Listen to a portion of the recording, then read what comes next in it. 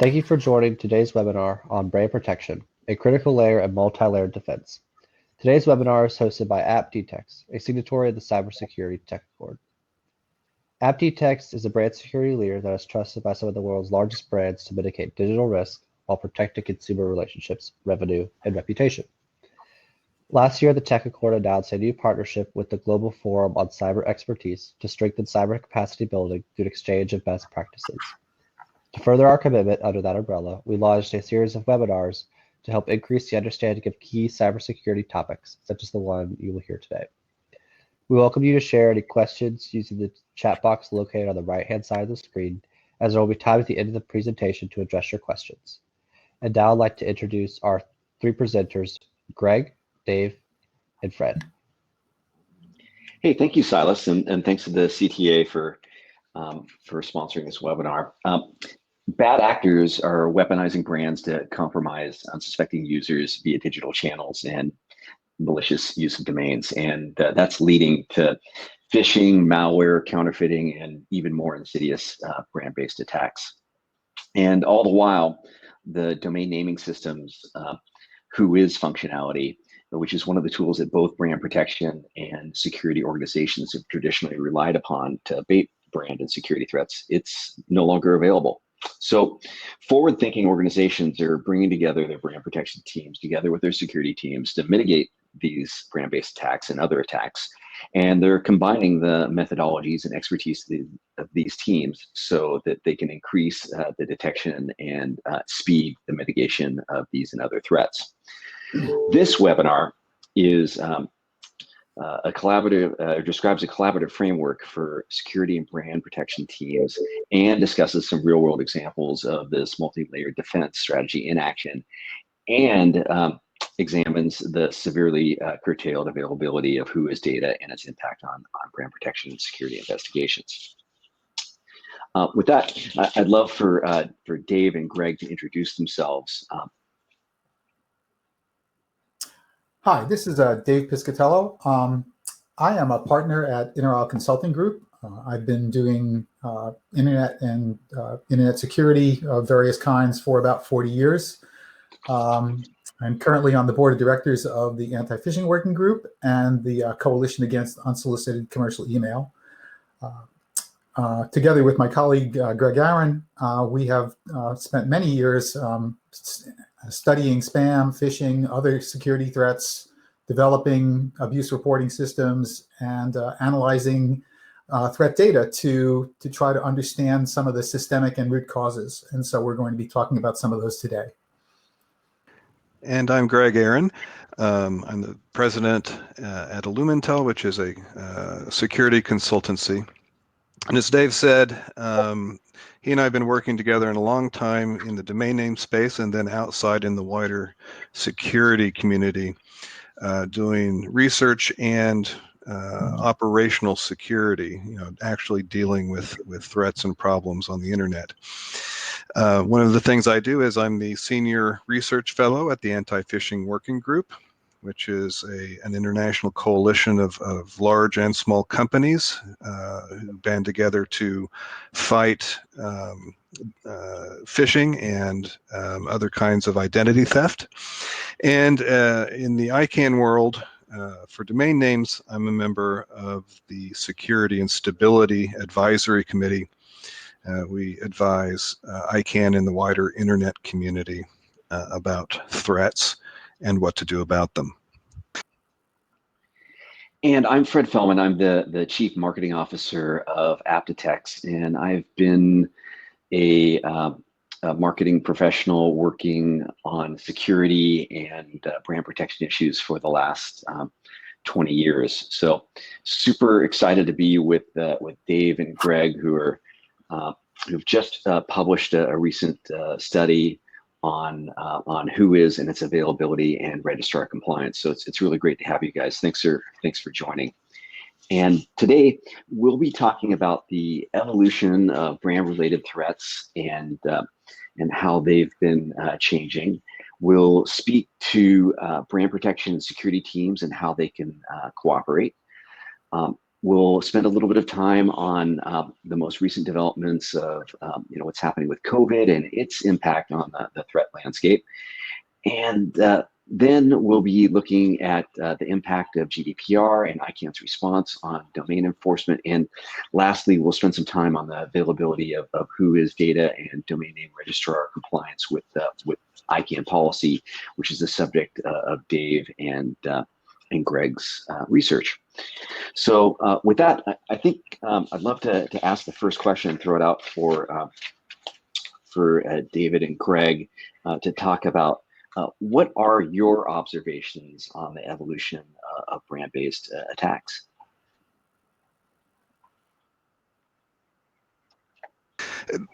One of the things that's been happening in recent years are attacks against companies, and therefore how the company perceives them and how people interact with them, where the goal of the attack is business interruption,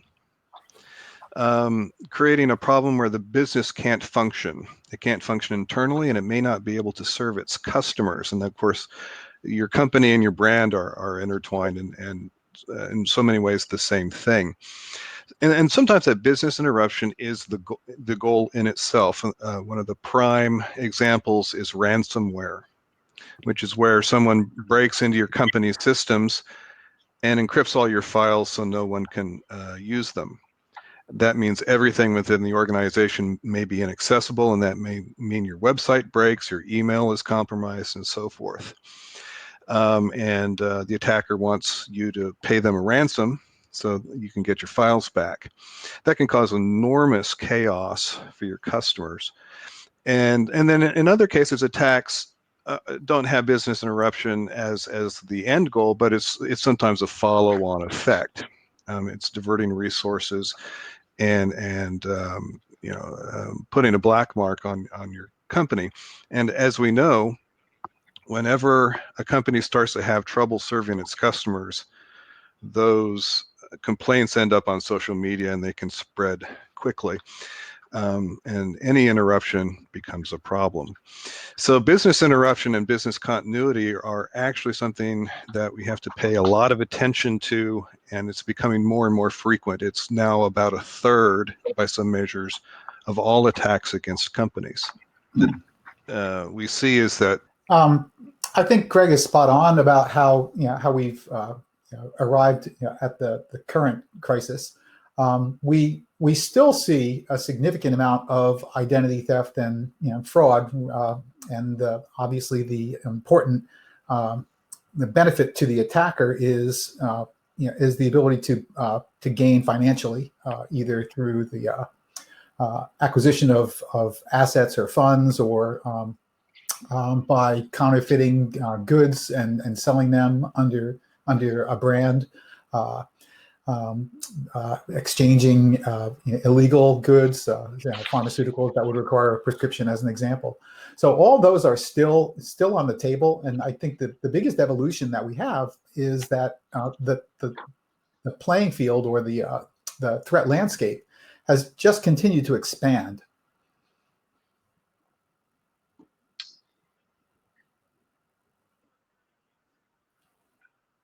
companies of literally all sizes are getting attacked pretty regularly. A popular thing is called BEC, or business email compromise, and that's where an attacker uses email, maybe breaking into someone's email at the company, in order to get funds transferred out of the company. Basically, it's a form of identity theft. And I've been advising companies as small as 5 people. But even a small company is going to have tens of thousands of dollars in its account, and these attackers are all around the world, and even a small amount of money like that can be very lucrative for them. So nobody, unfortunately, is safe, and part of your plans need to be to have contingency plans. It's impossible to stop all of this, but some of it can be prevented if especially key employees are vigilant about what to look for. And then if, heaven forbid, something actually does happen, have a reaction plan to quickly recover from it. So perhaps it's useful to try to give a nexus or around the domain names that we were going to talk about today. One of the terms that is popularized now is weaponization. It's a primarily military term. It primarily focuses on taking some resource or some asset that was not intended to be used in a harmful manner, and applying it to either a military or a terrorist or some other criminal activity. When you think about weaponizing commodities, the two simplest commodities to bring to mind for most people are pseudoephedrine, which is an ingredient that is easily, what used to be easily acquired over the counter, and was used in the manufacture of methamphetamines. And so years ago, you could go in and buy large quantities of pseudoephedrine, and you could manufacture meth, very straightforward, very economical manner. Similarly, ammonium nitrates, commonly found in fertilizers. If you buy a bag of fertilizer, you're pretty much not going to do a whole lot of harm. But if you buy 1,000 of them, you can take that out of building. So by being able to buy things in bulk without in anonymity or pseudo-anonymity and applying them in a manner that they weren't intended, you can turn something into an IED, or you can turn something into an illegal drug, or you can exploit that particular kind of commodity or asset and purpose it for an attack. So when we talk about weaponizing domain names throughout this discussion, and perhaps in conversations during question and answer, what we're describing is the ability to go and as an attacker, register thousands of domains. Advance the slide, please. And use those domains in a manner which no one in the history of the domain name system anticipated. So imagine what is occurring today is that an attacker can go to any number of registrars, and there is a way to go and buy in bulk. It's like going to Sam's Club, except for domain names. And you can buy very cheaply. In fact, some domain names can be acquired for less than 5 cents per domain. What you do with that is you go and you actually buy some other goods. You're in a merchant environment, and so you buy mailing lists on the dark web, or you buy crawlers on the dark web to get lots of mail addresses. You then can even today buy ransomware online, or you can lease ransomware. You can lease all of this in an infrastructure that's almost similar to application services from the cloud. Now think about how you can profit from this. You've invested maybe a couple of $100, and you can go and you can launch a ransomware attack, because you can get ransomware for maybe $30, $40, right? And you can use that for anywhere from 2 hours to several days or a week. And for each person that you victimize, you can extort $200. So you don't have to actually go and get hundreds of responses to be profitable. If you have hundreds of responses, you've hit the lottery. And the attackers don't do this once; they do this persistently. There are attackers that we have studied, and we reported in October 2019 that just have done this kind of what we call bulk registration, ransomware or phishing campaigns, periodically every 6, 8, 10 weeks, and they warehouse domains, and so the entire system, is almost built, for this kind of abuse, and enabling it in a manner where it is challenging for investigators to be able to keep pace.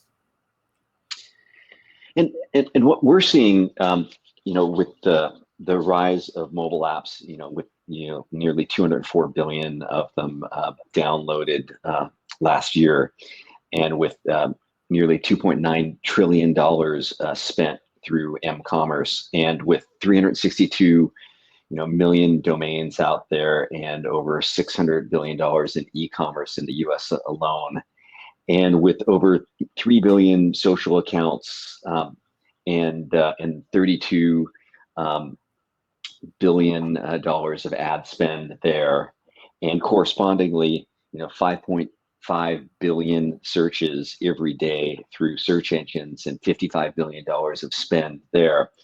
And in marketplaces, in the Amazon marketplace alone, nearly $300 billion of trade last year.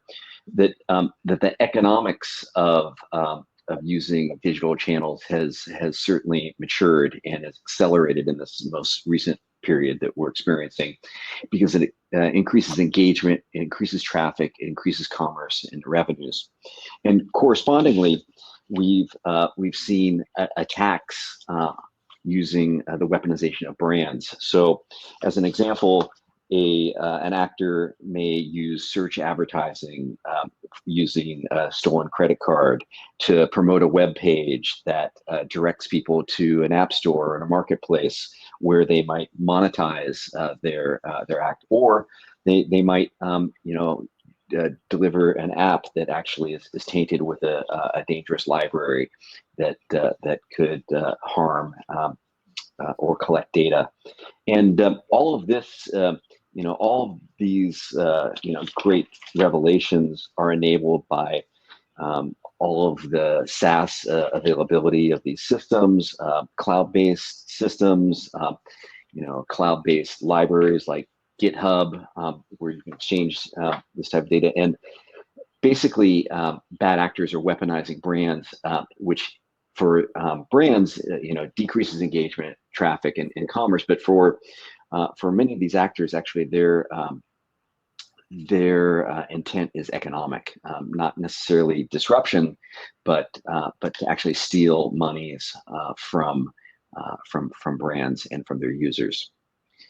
And with that, I'd love to transition and talk about how intellectual property and brand protection teams are collaborating with security teams, which is we've seen this accelerate within our clients at Aptitex. We're seeing that the teams together are spending time to plan, to share information, and to act. They're planning, by doing things like conceiving scenarios for common types of abuse. They're planning to figure out how they'll exchange data on a timely basis. They're doing tabletop exercises to understand how the two teams could respond together, and they're creating playbooks that allow them to very quickly draw upon the experience and understanding and training of these teams, and as a result of the sharing and they're able to act together to mitigate these threats, and based on their past experience, and reduce the time to live of these threats. And by way of example, any individual threat may present itself across these channels, and you may see signals about the identity that are related to the domain name registration, that are related to the DNS system, that are related to the content, or within advertising. And these signals from the intellectual property or brand protection teams can be used for confirmed threats by the security teams to do things like mitigate threats on the fly. For example, you may see an infringing domain registered, and within seconds, you may want to block that at an email gateway or within an email system to mitigate some of the threats that Dave and Greg described. And I think, Greg, you wanted to add a little bit to this. Good. You've mentioned some of the signals that point us towards problems that are attacking brands. And then, of course, one of the challenges is to mitigate those problems. And a lot of problems are attacking your brand and your company and your customers. Like a phishing attack, for example, involves a criminal who sets up a fake website that is imitating your company. And then they are using that to steal identities and money from the visitors, your customers. And that involves both an intellectual property problem, which is the use of your name and your logos and so forth. And of course, it's a security problem because it's involving theft. And, when we have a problem, as brand owners need to solve that problem as quickly as possible to save everybody the damage. And, and both sides can have some solutions and some information that if they bring it together, they can mitigate things more quickly. Like back in the day, Al Capone was a gangster, and the federal authorities decided they didn't care how they got him into prison as long as they did. And they didn't get him for murder. They got him for tax evasion, and that was fine. That solved the problem. So, if you're a brand owner and you've got a brand infringement going on, one of the tools that the intellectual property people can bring is something like a Digital Millennium Copyright Act complaint. I've used those on behalf of a luxury brand to get domain names suspended. Sometimes a provider like a hosting company, you may need to approach them because they're hosting a bad domain name, a bad website. You need to look through their terms of service, and both the intellectual property and the crime that are against their terms of service. Both sides of your organization can bring evidence, and if you bring evidence, a lot of times people will act quickly. So when the two sides work together, you can really pull your resources and your knowledge and find some avenue that's going to be effective quickly. Of course, is Awesome. something that Thanks, has. Greg. Let's explore what's been going on with the current COVID crisis and the impact of abuse. And I was just going to ask Greg and David to see if you have any observations on what you're seeing now. Everybody's attention. It's a worldwide problem that affects us all. And it brings attention to a lot of people about problems we've actually had for a long time, but maybe they're in the background for some people. One of the things we're learning is that we're all relying on the internet to get deliveries for information and education and business. But we're also realizing how fragile things are on the internet and how untrustworthy things can be. Last month, there were no phishing attacks in March against Zoom. This month, the APWG has recorded something like 1,700 attacks on Zoom. It's not Zoom's fault, but criminals and bad behavior go where the demand is or where popular services are, and now Zoom has to deal with that. One of the problems we have is that people cannot tell who they're doing business with on the internet. This has always been a problem, but the opacity of the internet environment is really being laid bare right now. For example, I've been looking at the websites of newspapers and news sites like ZDNet and the Washington Post. And I've been looking at the ads that are running on those newspaper websites. Those are trustworthy sites, but the ads will take you to sites that are selling masks and hand sanitizer and so on, being offered by companies that you cannot identify. In a lot of cases, these sites are taking people's money, but they are not delivering product. They're selling counterfeit goods. They're even selling counterfeit toilet paper, that, which people are trying to order on the internet. There are things that we can do about this that I think are common sense, but maybe COVID is going to make these issues more in the forefront and maybe more in the minds of our legislators. Personally, one of the things I would like to see is that if you are offering online commerce, you should be required by law to identify yourself in a verifiable fashion on your website. There are companies like Great Britain and Germany that do require that kind of thing right now, but we don't require it if you're doing business in the United States and offering interstate commerce. That's the kind of thing that would help everybody. It would help legitimate brand owners because they're trustworthy and they are happy to identify themselves. And it would help consumers. But that's something we don't do here in the United States and maybe should start thinking about. I think So it's interesting that you pointed out the ads, Greg, because I mean, you look at what Google has done in the last week, which is require advertisers to identify themselves, definitively before they're able to place an ad on their platform. So I think some movement is being made here and led by Google, and we're seeing all kinds of issues like the ones that you mentioned. At one point, we were seeing thousands of domains per week. A few weeks ago, being registered with COVID, coronavirus, COVID-19 in the domain name itself. Well, while many of them were without content,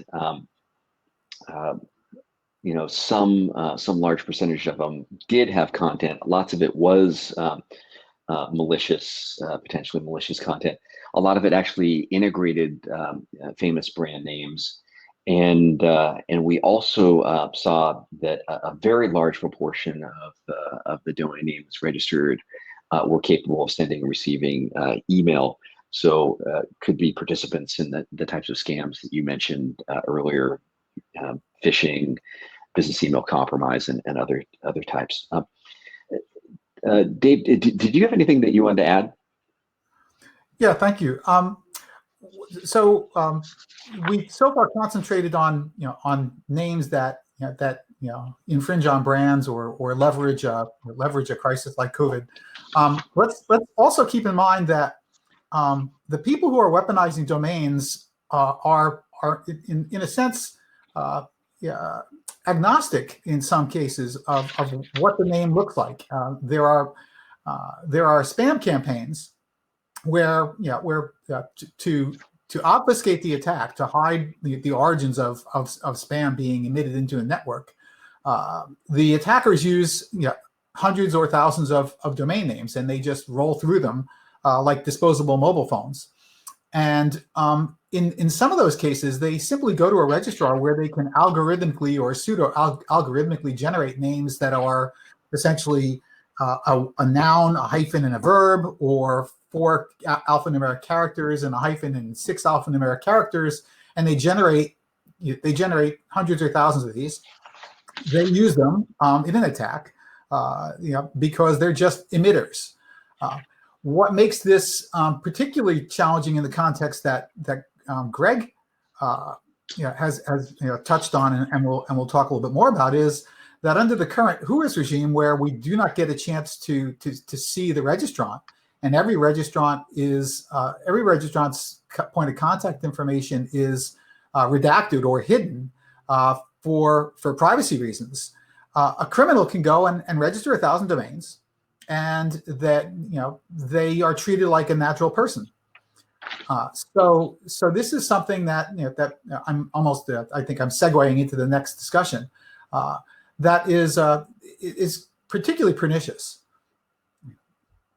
Yeah, that's a great segue. So, I mean, before COVID, GDPR had a significant impact on brand and security enforcement. Yes, and now, how would you characterize the impact of GDPR on brand security enforcement. I'd like to explain for our audience what the GDPR is and how it has changed things recently. So the GDPR is the General Data Protection law that is in effect in Europe, and it came into effect in 2018.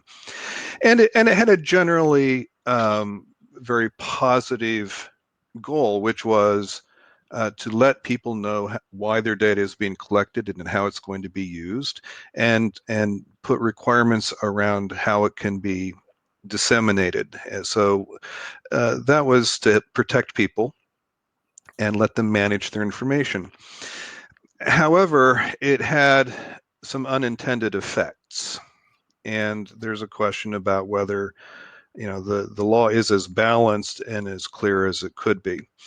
In the past, we had what is called Whois, and that is a system where you can look up who owns a domain name and information about the domain name, like when it was created and where it is hosted and so forth. Obviously, that is the source that you want to go to when there's a problem with a website or a domain name. And you can make a judgment about whether that is a legitimate domain or a website and so forth. GDPR basically said you can't release people's information without their permission, and you generally shouldn't publish it unless they give permission. So what happened was the Internet Corporation for Assigned Names and Numbers, ICANN, which kind of oversees Whois and related services, basically told registrars and registry operators, start hiding whatever information you want to. They didn't say hide information only for people who have registered domain names in Europe. They said you can hide whatever information about domain names you want, about the contacts.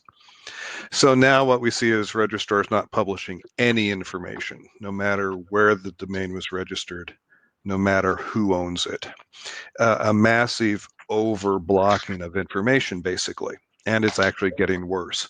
It's very hard for law enforcement and for brand owners and security people to figure out who owns domain names, and so forth, and that's a huge problem, and there is no good substitute for this kind of information.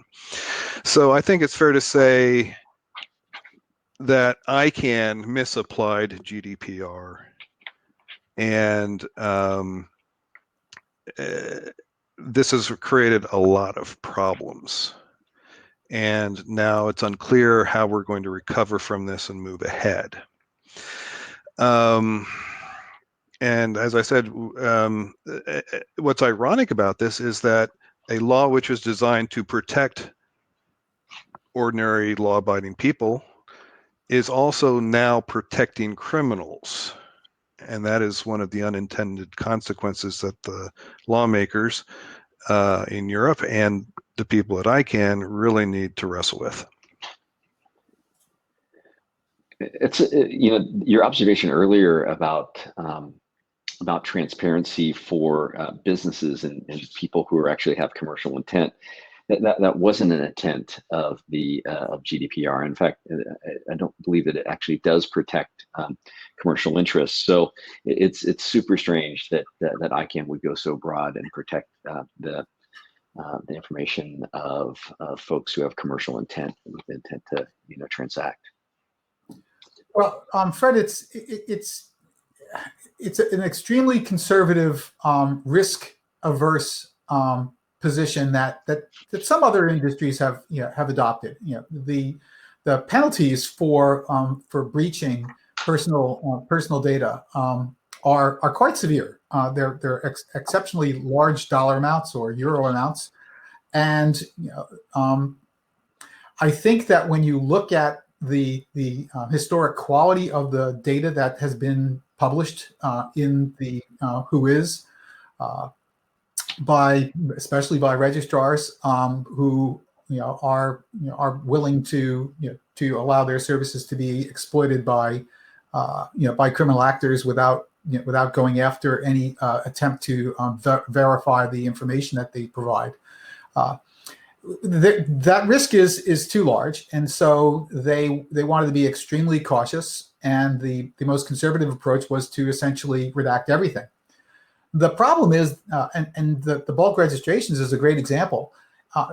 I know of no legitimate reason why any natural person would want to register 1,000 domains and then do so the same way every 6 weeks for several years. And so back to the whole transparency point that you and Fred have raised. There's really no excuse not to take at least the bulk registrations part of the entire environment and say, if you're registering more than a certain number of domains, you need to provide information that we can verify, and you need to be published as a business, not hidden as a natural person. And hey, would one of you like to actually discuss some of the findings of your study? So this study that I'm going to talk about was a little bit earlier than the study that Greg will follow.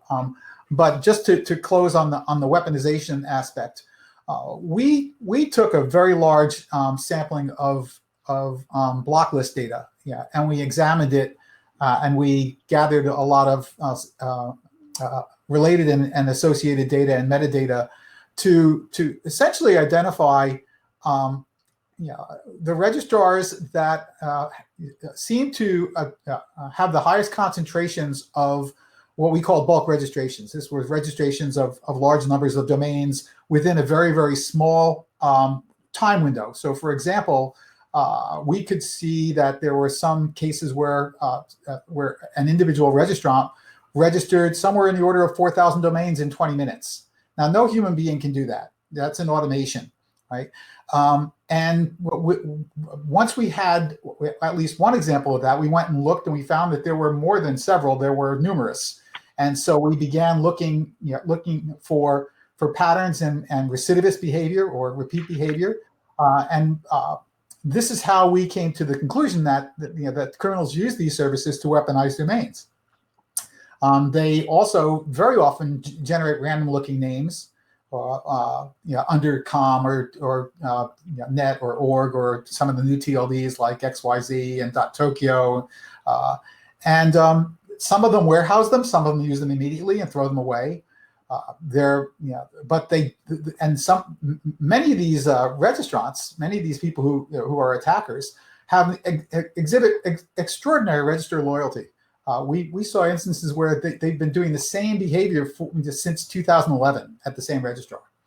So we found a number of different issues with trying to go and identify the registrant. Before the implementation of GDPR, that was rather straightforward. And we were able to find a great deal about what we called spam gangs or conspirators by being able to correlate the information in Whois of one domain within this creation date timeframe against the other several hundred, and we would find groups of them that were clearly registered by one criminal group, and using the same resources and attacking the same targets. In some cases, they were attacking social media or dating sites. In some cases, they were attacking brands. In some cases, they were attacking governments. But we could always be able to create that whole nexus because we had the registration information. We then went and did some analysis of sets of domains for which we had no information. That was point of contact information. So this would be the post GDPR period, and the amount of information that we could gather and the intelligence that we could put together to make a compelling case for prosecution was significantly less. And so our conclusions, from that study, and is that the policies, that are currently implemented, especially post GDPR, harbor criminals because they're not likely to provide accurate data to begin with, but we don't have any way to go and even look at the inaccurate data to do pattern matching. And the other problem that we had is that there's actually no way to go and ask for this information in any sort of timely manner, so that we're always not just days, or hours and days behind, but in some cases weeks and even a month behind the execution of an attack in terms of being able to access the information if the registrar ever gives it to us. Thanks, Dave. With the registrar is failing to comply with ICANN Whois related policies, and which is one of the basic findings of the study that you and Dave did together. What's next, and what's the current state of Whois? Mm-hmm. So this is Greg. About a month ago, we released a second study at Inter-Isle, and we looked at all of the big registrars that sell domain names. And together, this group of registrars sponsors 2/3 of the domain names that exist. And we looked at whether they are meeting their contractual obligations to provide Whois services. And we matched up what they do with what their contracts at ICANN say they should be doing. And what we discovered is that in all the tests we did, the registrars are failing to meet their contracts 40% of the time. Virtually all of them are failing at least in one area, and some of them fail in all of the tests we performed. Basically, we did compliance work. So we have an industry which is receiving a failing grade on objective criteria, unfortunately. This is evidence that these companies are not paying enough attention to their legal obligations and their obligations to the wider internet community. They're also an indication that ICANN is not doing a good job in its contractual compliance efforts if we have all these problems. 2 days ago, I was auditing a list of the domain names that the anti-phishing working group owns. We need to do that occasionally to make sure we're renewing our domain names. The first name on the list, I looked it up, and the registrar told us that our domain name does not exist. It's registered. It's good through June. We're using it to run our website, but the registrar says the domain doesn't exist. I mean, that kind of thing just should never happen. So the question is, with so many things literally broken, how do we move past this? Well, our report was trying to get ICANN's attention and to say that we do have some accelerating problems here. Another approach is if an industry can't get its act together, of course, the next step is legislation.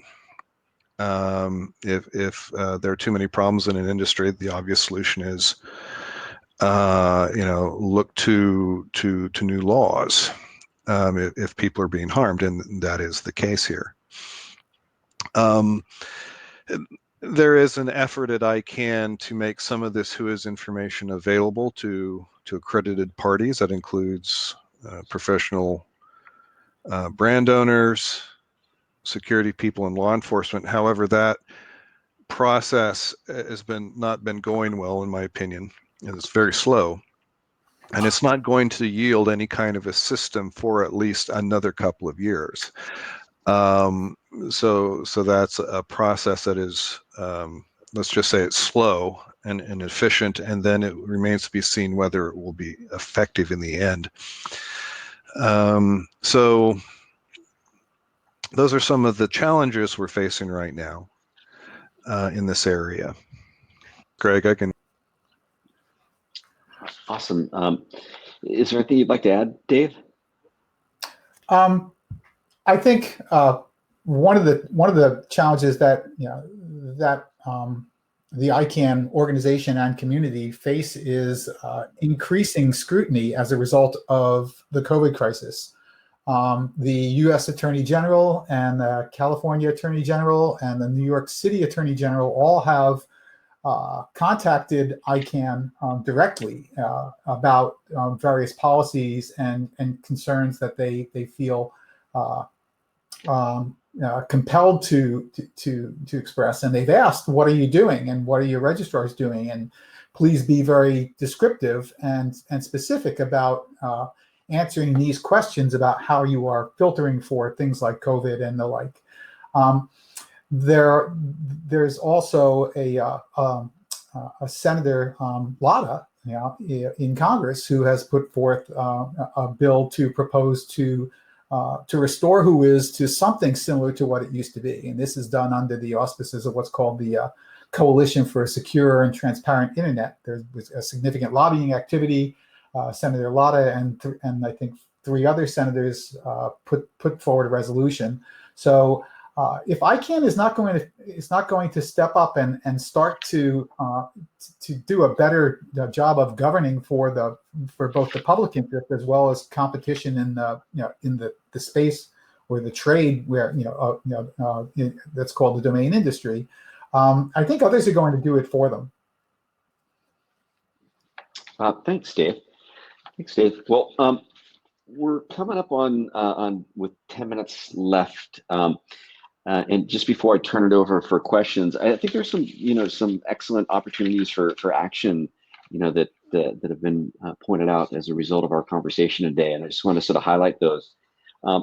One, thanks for joining us. 2, gosh, if security teams and brand protection teams can meet together and decide how they're going to cooperate and work through some of those modes and methods that we talked about, they'll be able to respond faster and be able to reduce the risks associated with these threats. That's one. Next, with the absence of Whois data, it's probably important to consider options of how to abate these threats without Whois, and how to respond, and how you might think about bridging that gap. And then another opportunity is probably to join with the CTA and others who are seeking solutions that are beyond that get us beyond the current Whois issue.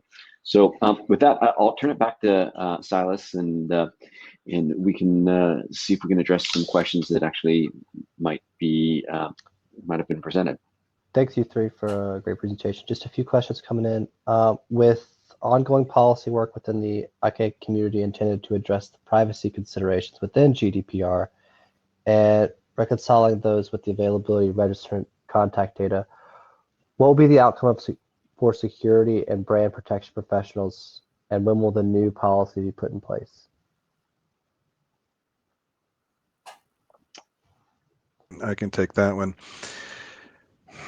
It does not appear that there will be a new policy put into place anytime soon that will change the current environment.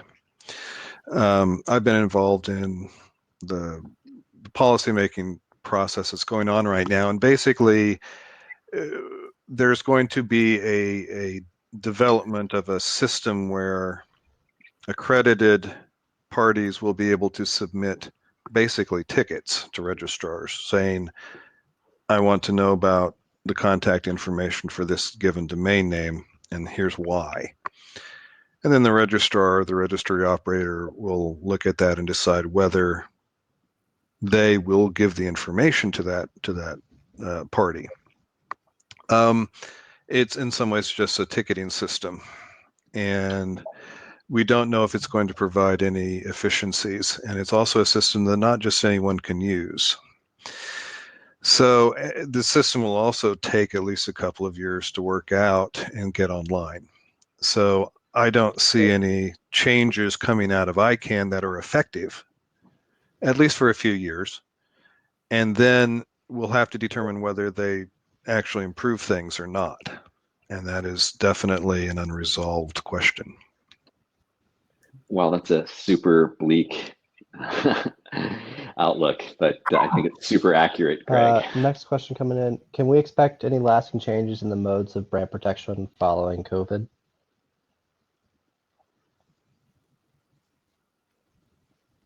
I could take a crack at that, and maybe Dave and Greg could chime in. But I think what we're going to see at least with the domain namespace, is that the increased scrutiny that Greg mentioned earlier, with the attorneys general of states and also Congress looking at what's happening and the abuse that's occurred during the current crisis, I think it's very possible that that we could see legislation. And I guess the concern with what Greg mentioned earlier in one, with a lack of policy at ICANN that addresses the issue in an effective way that abates these threats and risks while protecting privacy, is that I think we can anticipate a patchwork of legislation that actually may make it more complicated for registrars and others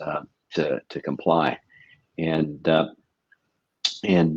so those are my observations. I'm not sure, Dave or Greg, if you have anything to add to those. There are a number of states, as Fred says, who are considering new laws. California has a new Data Protection Act, for example, that's influential. But in the United States, we don't have a national data protection law, nor do we have laws that would require disclosure of, for example, of the identities of parties who are offering commerce on the internet. It would be helpful if we had some of those things at the national level. So there was something across the board that everyone could rely on. To respond to code. And then final question, how have brand protection security organizations cooperated during this crisis? I'll take a crack at it, and perhaps you guys have some other input. But I think the COVID crisis has presented a couple of issues for both brand protection and security organizations, not only in the scope and volume of abuse that's occurred as a result of it, but also at the same time, there are some hurdles for them in terms of dealing with that abuse, namely in terms of the distribution of those organizations and having to work from home. So figuring out ways to collaborate and exercising those measures, creating new workflows that allow them to respond more quickly, while trying to adapt to some of the slowdowns in getting data. That both domain name registrars and hosts and others are responding more slowly to enforcement actions. So in a lot of cases, these security organizations are having to take action to educate their customers and users so that they know how to recognize these scams and how to protect themselves. And with that, I'll pause to see if Dave or Greg have anything to add. COVID, there's a coalition of security people and brand owners who organized to start looking at all of these COVID-related domain names and figure out which ones were dangerous and then go address them. So it's an organized effort, but it's also ad hoc. It's one of these things where people on the internet organize themselves in order to accomplish something, in this case, something really positive. But that will go away as the pandemic eventually burns itself out and will be put to rest. And it won't necessarily address the systemic problems we have, which are people don't know who they are dealing with on the internet. We don't have information available in a balanced way to find out the identities of domain name registrants. We don't have laws that allow us to necessarily move quickly. And again, a lot of the security work on the internet is done by private companies. Law enforcement and governments aren't the ones that are keeping the internet working day to day. They only come in later in a limited number of cases to do investigations and prosecutions. So making sure that our private actors are able to do good work is really important. But I'm hoping that the lessons of COVID and some of the crisis that we have here carries over into some effective legislation and discussion about, how we can do things better in the future. Thanks. I think one of the things that I've seen that is promising is that brands that are not, not the ones that immediately come to mind when you say brand, and including, Zoom, for example. Not everyone in the world didn't know who Zoom was, a year and a half ago, or even maybe 6 months ago. Most people in the world have some context for it now because of the prominence of the use of the of the tool and the and some of the issues that ensued, being attacked.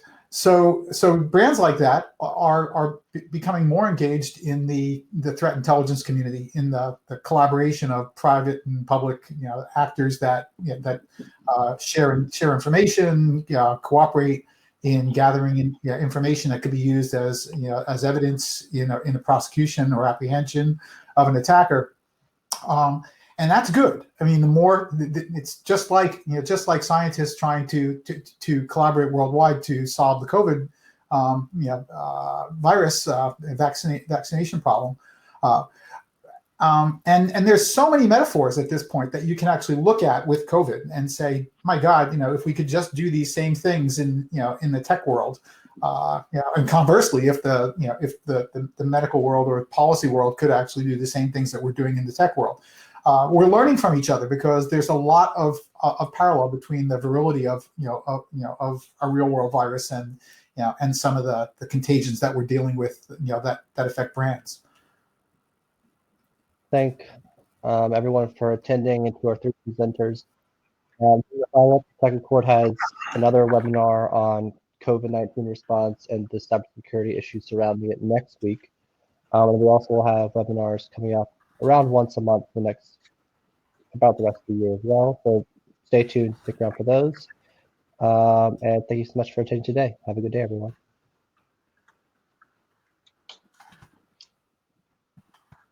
Thank you.